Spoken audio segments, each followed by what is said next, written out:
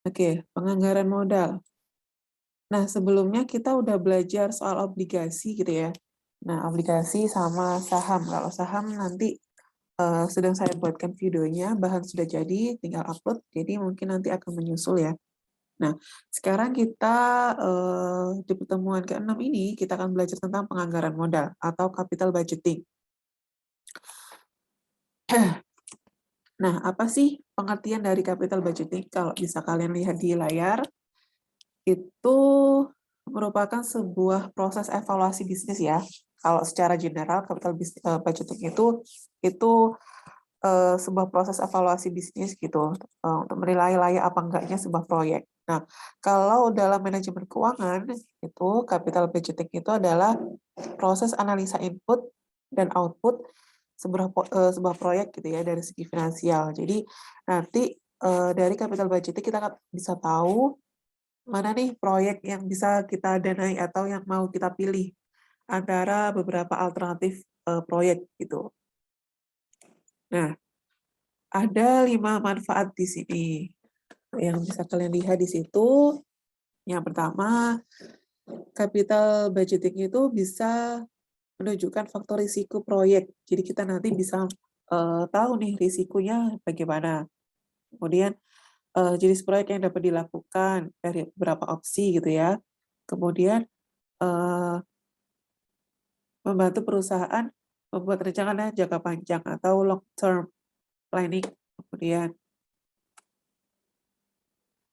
yang keempat adalah menunjukkan sisi keuntungan proyek, profitabilitas proyek kepada investor. Jadi kalau kita mau presentasi ke investor, kita bisa tahu, kita bisa meyakinkan para investor kalau proyek kita bagus atau enggak, kayak gitu.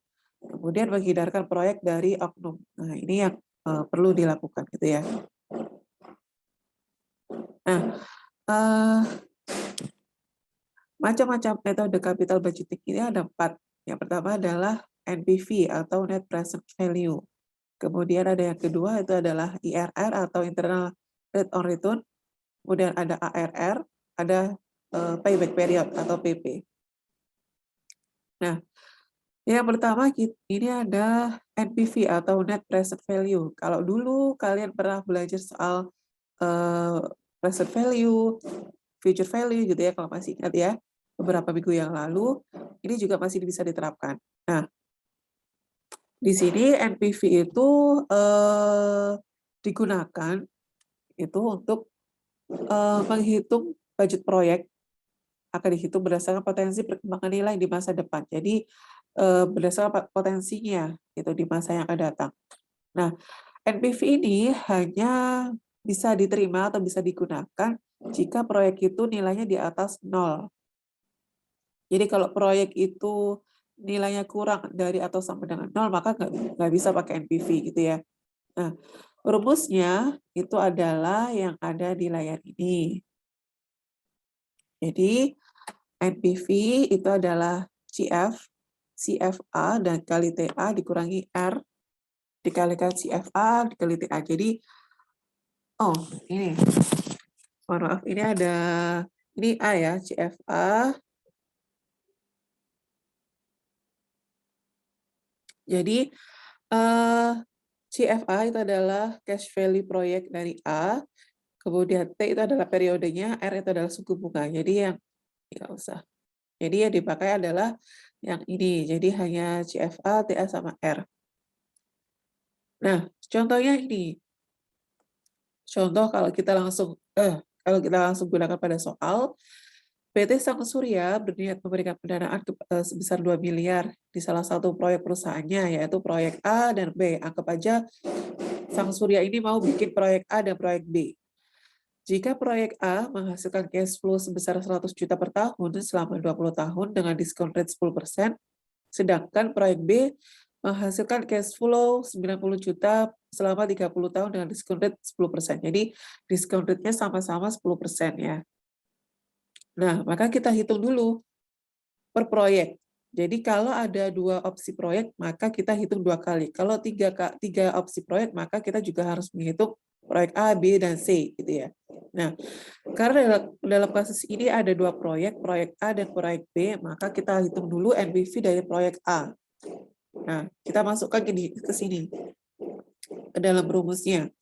Di situ proyek A, dia cash flow-nya 100 juta per tahun.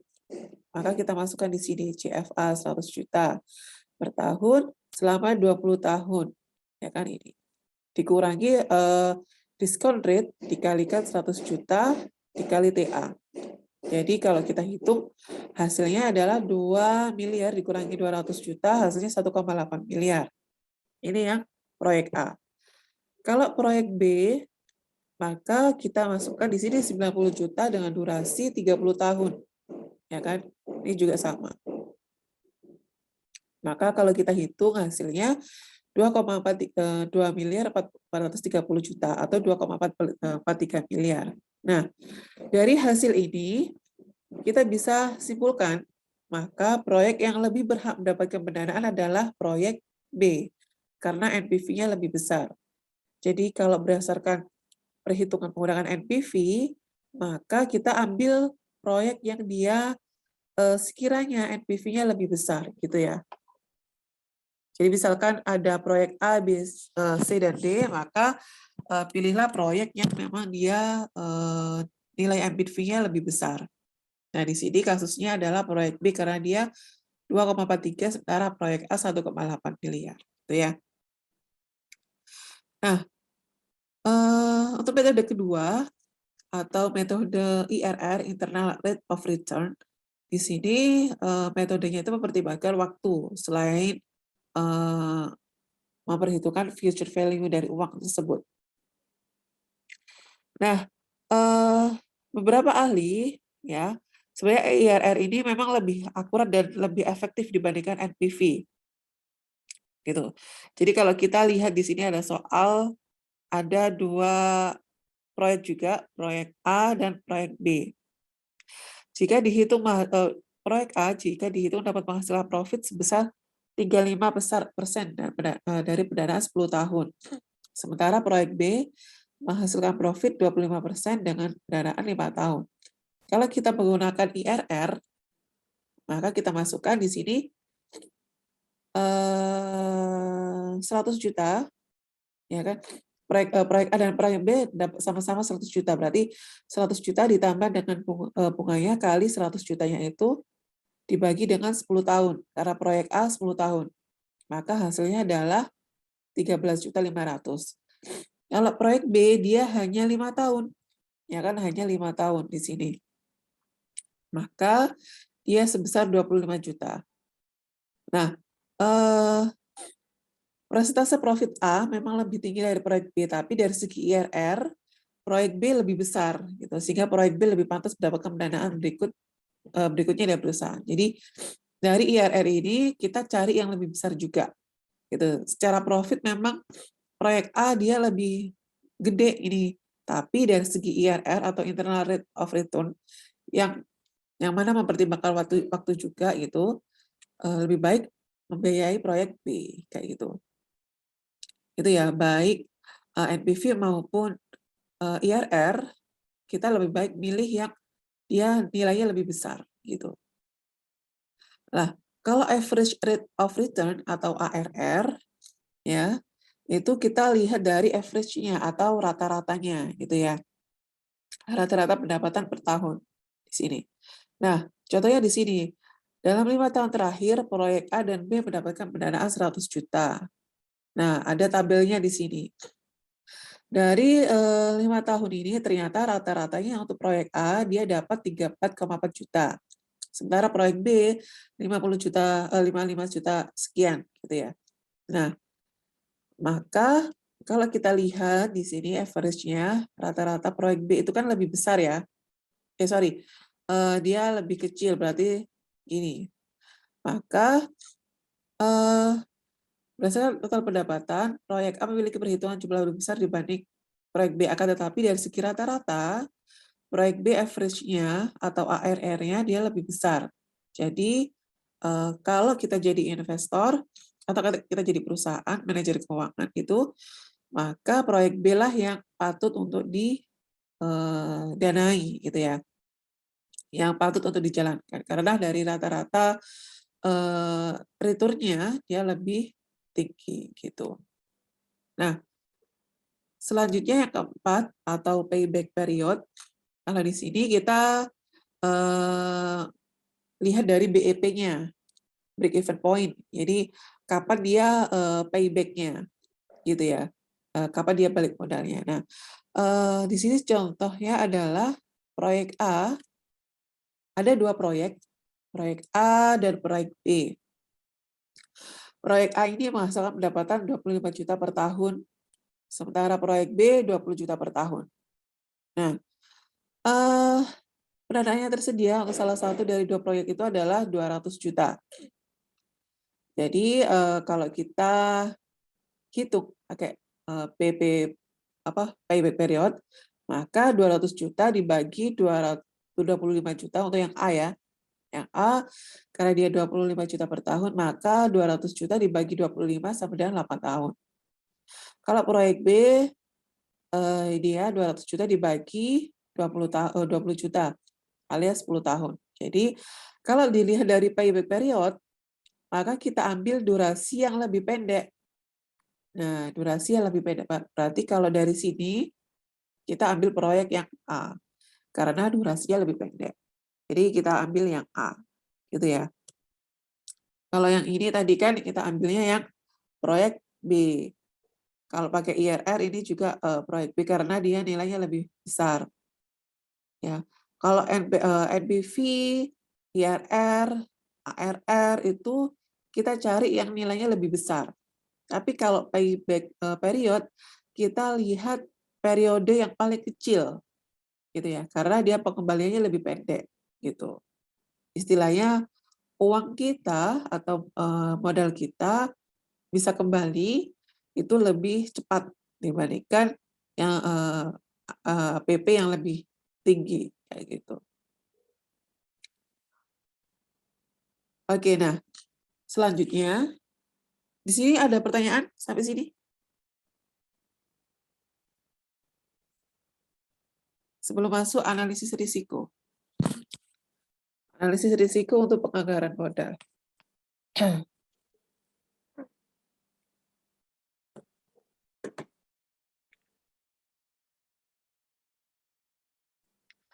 Oke, kalau nggak ada pertanyaan, mari kita lanjutkan. Nah, ada 4 metode pengukuran resiko. Kalau dulu kalian pernah pertemuan kedua, kalau tidak salah, itu ada risk and return. Ya, kalau masih ingat ya, itu kita mengukur risiko.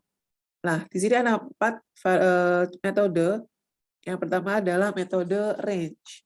Di sini ada range, variance, standar deviasi, kemudian coefficient of variance, variation gitu ya.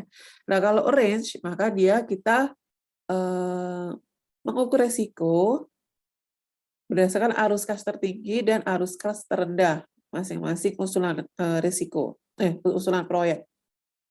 Kemudian kalau variance, maka dia dihitung dari besarnya disperse atau sebaran distribusi arus kas masing-masing proyek.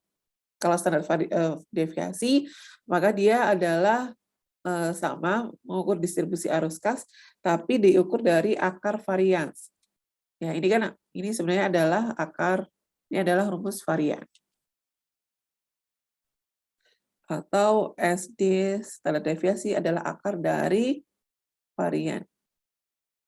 Itu. Kemudian kalau coefficient of variation itu adalah lebih ke distribusi ke masing-masing proyek yang diukur dari perbandingan akar standar deviasi gitu. Nah, masing-masing metode punya ada plus minusnya gitu ya. Kalau kalian bisa tergantung kalian mau pakai yang mana, jadi masing-masing ada karakteristiknya masing-masing gitu ya. Nah, ini ada contoh soal di sini. Arus kas usulan proyek gitu ya.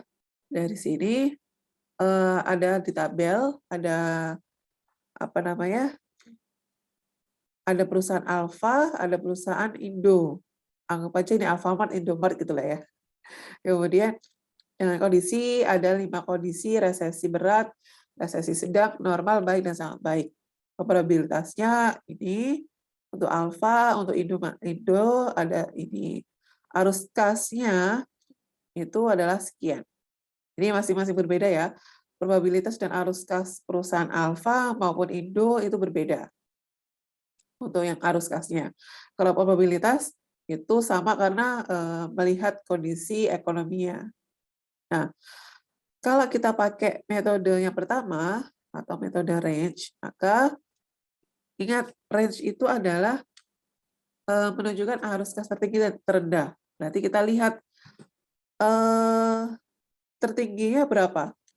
Kalau kita dari lihat perusahaan alfa, ini ya, maka arus kas tertinggi itu adalah berapa? Kira-kira di situ? 5.000. Oke. 5.000 ya, dalam kondisi sangat baik. Sangat baik di sini. Sementara kalau yang terendah berapa? 3.000. 3.000. Berarti dia, aduh maaf ya, ada suara mesin. Kalau kita pakai metode range, maka berarti untuk alfa 5.000 dikurangi 3.000. Hasilnya adalah 2.000. Nah, karena dia dalam ribuan, berarti kalau 2.000 berarti 2 juta. Gitu ya. Ini ya berasal dari 5.000 dikurangi 3.000. Sama dengan 2.000. Karena dia datanya ini dalam bentuk ribuan, maka dia dikalikan 1.000. Ya. Atau sama dengan 2 juta. Gitu ya. Nah, kalau perusahaan Indo, dia tertingginya berapa di situ? 6.000. Ya, 6.000 di sini ya. Terendahnya 2.000. Berarti kalau dia dikurangi, hasilnya adalah 4.000 atau 4 juta. Jadi kalau kita pakai metode range gitu ya, kita lihat tadi 2 juta sama 4.000, resiko yang lebih kecil, maka kita yang perlu diambil. Jadi kalau berdasarkan metode range, maka perusahaan alfa itu yang punya resiko lebih kecil, ya kan? Jadi dia lebih bagus investasinya di situ, karena dia resikonya lebih kecil, gitu ya. Jadi kalau risiko kita ambil yang paling kecil, jangan risiko yang paling besar, gitu ya.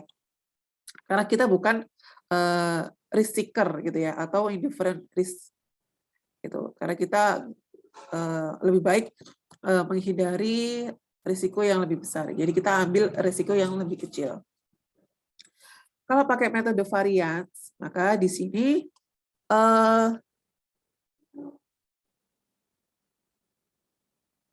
pakai rumus ini ya. Ini kenapa sini? Nah, kalau di sini variance ada CFXT, itu adalah arus kas pada kemungkinan kondisi X periode T. ACFT itu adalah estimated cash flow atau arus kas yang diharapkan gitu ya. Kemudian P itu adalah probabilitas. Nah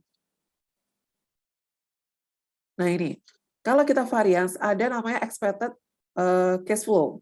Nah, bagaimana cara mencari expected cash flow? Itu adalah dilihat dari probabilitas kalikan arus kas. Jadi probabilitas ini ya kan, ini diturunkan sini ya tabelnya. Ini tabelnya sama. Nah, ini probabilitas kali arus kas itu adalah expected CFT. Ini adalah expected-nya. Ini adalah ECF. Gitu. Jadi kalau kita masukkan di sini, maka kita harus mengkalikan di CF-nya ini adalah yang ini ya, arus kas cash flow. Maka di sini kalau kita masukkan untuk alfa, untuk perusahaan alfa, maka dia adalah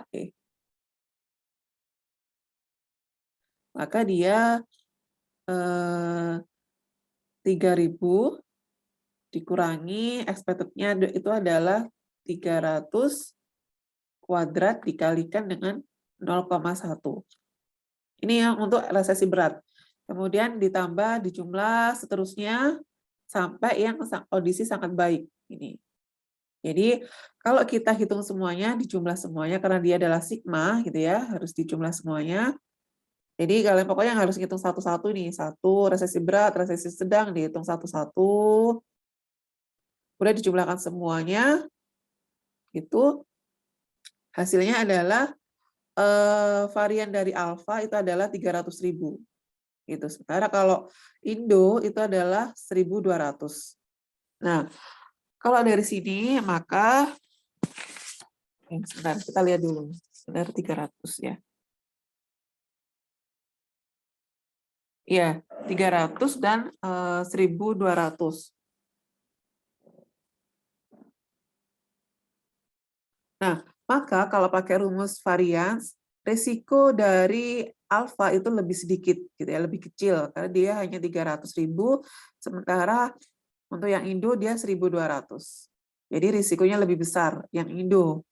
Jadi kalau kita jadi investor atau perusahaan mau investasi proyek mana, maka kita lebih baik ke alfa karena dia lebih kecil risikonya kalau menggunakan rumus varians. Nah, kalau pakai rumus standar deviasi, tinggal kita akarkan aja tadi hasil variansnya, ya kan? Tadi hasil varians di sini ada 300 sama 1.200. Maka kita tinggal akarkan varians alfa tadi 300.000.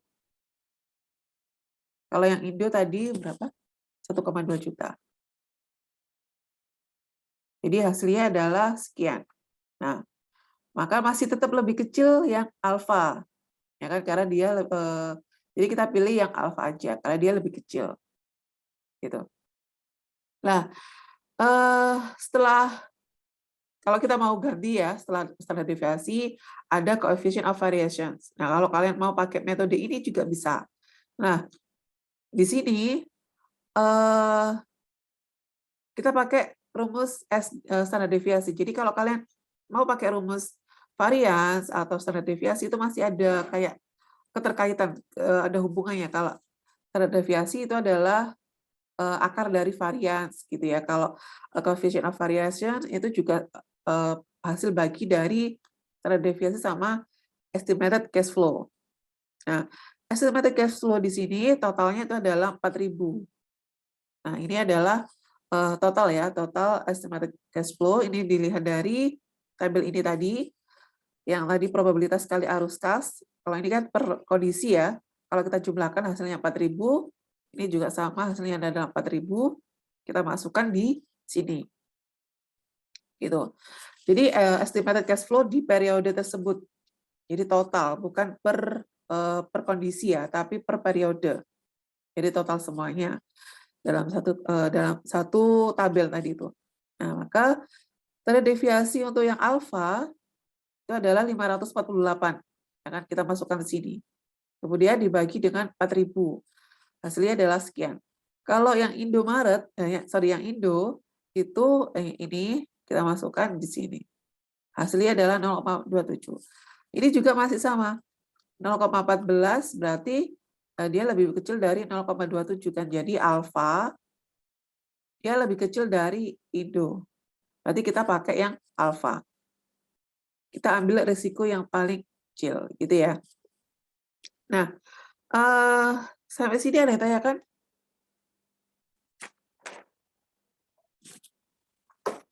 Sepertinya materinya udah selesai. Oh iya, udah selesai. Jadi untuk materi kita hari ini itu adalah ini tadi apa namanya, penganggaran modal dan risikonya. Jadi kita fokus ke dua hal itu. Oke, thank you. Ada yang ditanyakan sampai sini?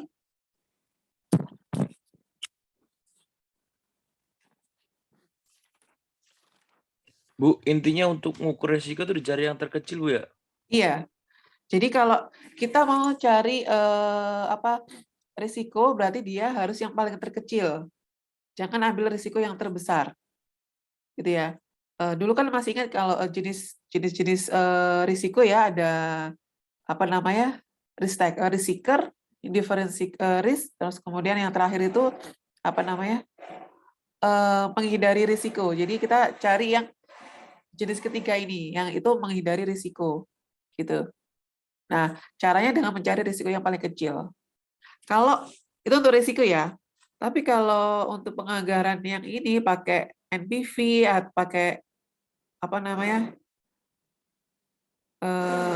yang ini, kalau kalau capital budgeting, aduh sorry ya suaranya. Ada suara mesin. Kalau ini capital budgeting, kita ngambil yang paling besar. Yang paling besar. Cari yang paling tinggi atau yang paling besar. Nah, sementara kalau risiko, ya kita cari yang paling kecil. Maka cari yang paling kecil. Atau yang paling rendah. Gitu. Itu ya. Jadi kalau capital budgeting tadi kan kita tujuannya biar tahu keuntungan kita atau apa ya? Apa namanya, biar kita nggak rugi-rugi amat gitu, atau investasi yang kita kasih gitu, itu pengembaliannya lebih besar gitu. Cari yang lebih besar. Kalau risiko, kita cari yang paling kecil gitu. Itu intinya, ya. Oke, sampai sini ada tanya lagi?